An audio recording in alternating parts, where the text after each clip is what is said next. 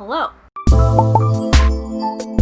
Like most, this quarantine season, I have taken to organizing every dusty nook and crusty corner in my very small apartment. Managing to do everything but my bedroom closet.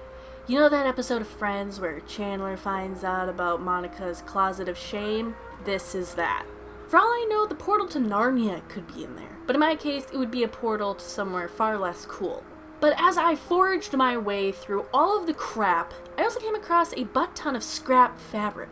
Been itching to whip out my sewing machine for quite a while and just get my creative juices a-flowing. Mostly because I've been binging every season of Project Runway that still stars the fabulous Tim Gunn. And since I haven't been working my normal hours and am broker than 2016's Kanye West, I decided what better way to utilize all of this fabric than to make some summery pieces out of it. Or at least attempt to. So I did! And what happened was the following.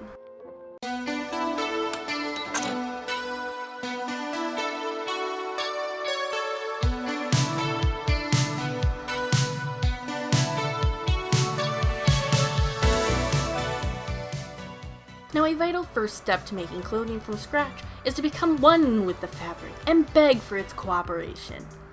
Disclaimer, I don't know how to pattern make, or make patterns, or draft patterns, so I used a dress I already own and traced it. Am I a fraud? Yes. Yes, I am. Anyways, I folded the dress in half, lined up the fold of the dress with the folded edge of the black fabric I was using, and cut. Making sure to leave some excess for mistakes, seam allowance. Now, if you've ever sewn something yourself or have ever watched someone sew anything, the rest is pretty self-explanatory. You whip right sides together, heavily supervised by the boss lady.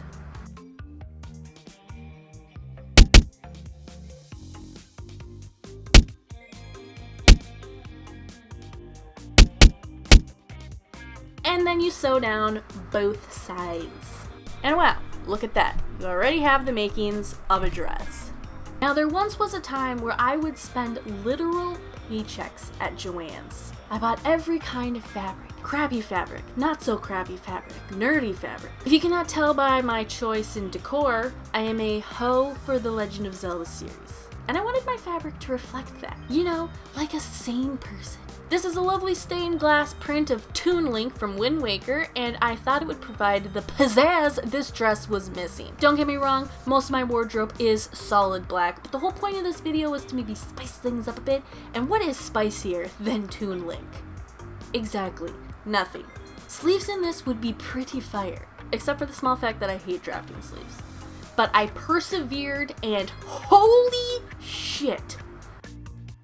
Yeah, that sexy sleeve you get right on the first try. There ain't nothing else that feels so... Okay, enough of that. If this doesn't work out, there is no plan B, alright? It is this or failure. Did I say get right on the first try? I lied. Instead, I sewed it wrong side to right side, so the stupid thing was inside out. And thus became the start of an endless amount of seam ripping, which sucks in and of itself, but sucked harder when ripping my finger. Everything just keeps getting worse. I then had a heart-to-heart with the sleeve, telling it to, bitch, get your life right. And it really stuck. That bitch did indeed get its life right. Okay, there's some fit issues. So the sleeves actually turned out pretty okay. A little bit baggy, no problem. I can just cinch them in, easy peasy. The real problem to address is what to do with this neckline. It is so far from where I wanted it to be. It kind of just has a mind of its own, really. Nothing a little bit of struggle and tears won't fix. Now I understand why all other YouTubers choose to repurpose existing pieces of clothes instead of just creating something from scratch, because it's so much less stressful and easier. In the immortal words of a Mr. Tim Gunn, I will make it work. Stay tuned. I then fixed up the neckline.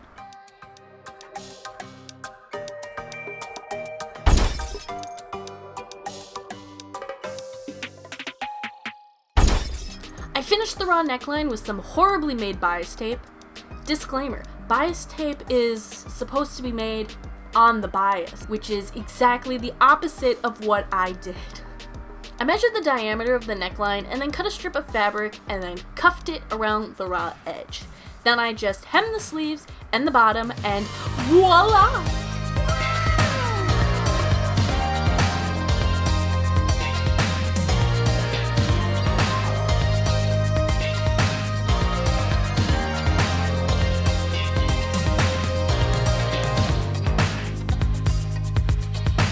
Moderately happy with how this turned out. Upon closer inspection, the neckline is a little lumpy, a little wavy, a little not the best, but whatever. I'm gonna wear it anyways. For my next masterpiece, I decided to make something that I usually have a really hard time finding in my size in stores. For big-chested ladies such as myself, it is damn near impossible to find one that fits both the top and the bottom. You either find one where the bottom fits real nice, but it's way too small on top, or you find one that fits okay on the top and is just way too big on the bottom. I based the top off a t-shirt I already owned, again, and after a snip, snap, snapped it out under the scrutiny of the boss lady's boss, the head haunch cat, if you will. Yes, I did spend an inordinate amount of time coming up with that terrible, terrible joke. And then, of course, I sewed it all together. It was way too small. I felt like I was going to Hulk out of it, and I actually almost did. So a complete fail right off the bat. Oh, how on brand. Now I had no more broadcloth. I found some heavier duty moss green linen, which would be much better suited for what I was trying to create anyways. So I started with the bottoms, in which I traced another existing piece of clothing, in this case my favorite pair of shorts, smacked them together with some thread, and now I look like Peter Pan. So I did have some issues getting these babies over my thick, juicy ass and lady hips. Just kidding, I have a pancake butt, but I do have some pretty thick hips. So to solve that, I installed a zipper down one of the sides. Invisible zippers are not as hard as everyone has made them out to be. And that will be my only flex this entire video. Sick flex! I can put in a zipper with minimal effort. And then neglected to show me cutting out a trapezoidal shape that will act as the front panel. The trapezoid? 1 second. Yes, it is an isosceles trapezoid. Math! Then pinned said trapezoid to the shorts with a deligrosy stream for company.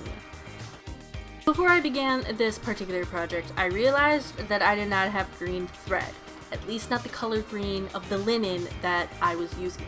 So I used black thread, which started to pose a problem when it was time to hem the sides of the trapezoid. A straight stitch would just be so boring, as most straight things are. So it was time for me to finally play around with the various embroidery type stitches my machine is capable of. I landed on numero 17, or this lovely leafy stitch. Using black thread, it would make for a nice little accent piece. Oh God, look at how fresh that looks. Sexy. And then I went to bed because I had been sewing till 2 a.m. like a mad lad. And being the classically overthinking mad lad that I am, it occurred to me that I didn't roll the hems, leaving the raw edges exposed. The raw edges of this particular linen that I was using phrased like a bitch. So I continued the seam ripping saga. This took far longer than it should have because I didn't use a boring straight stitch. I had not just one layer of thread to hack through, but several. Let's just say by the end of it, I had been seam ripping longer than Jake Paul and Tana Mongeau were married. That's a very overused joke. So I re-hemmed the sides and then did a try-on to see how far down to hem the top of the trapezoid. I then shifted on to the straps. I cut 4-inch wide strips, in which then I folded in half so that they would be 2 inches wide. Math. I sewed them into flappy tubes, whacked them inside out, and top stitched both sides down with the same leafy deco stitch. Honestly, these things could double as a whip. I then slipped the whole thing on to try and figure out the strap placements. Don't mind me, just tucking it into the waistband and then having it cross over the opposite shoulder. Nice! I shortened the straps in the front and doubled it up where it would secure the button so that the button would be hidden because I thought that would be a snazzy detail for whatever reason. The buttons in question are these little golden nubs left over from a different project I never finished. Go figure. Now, skills I learned back in grade 5 comms class, activate! Head honch cat being a micromanager. Turns out I'm an idiot, in case that wasn't already clear. I did not create buttonholes before I doubled up and shortened the straps, so I had to do them manually. But once that was done, it's done!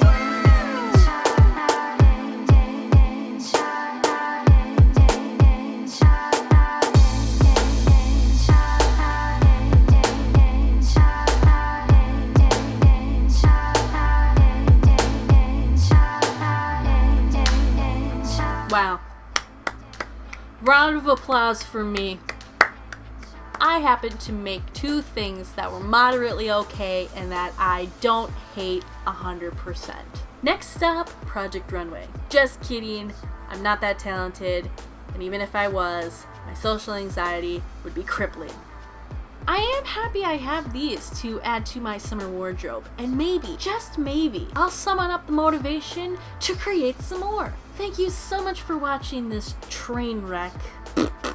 I hope you're all continuing to be safe and healthy. Minnesota is hitting its 2nd wave, but because I am such a recluse, I have managed to evade COVID's advances. Constant vigilance. When you leave the house, when you go outside, when you go anywhere, just wear a fucking mask. With all that being said, until next time, okay?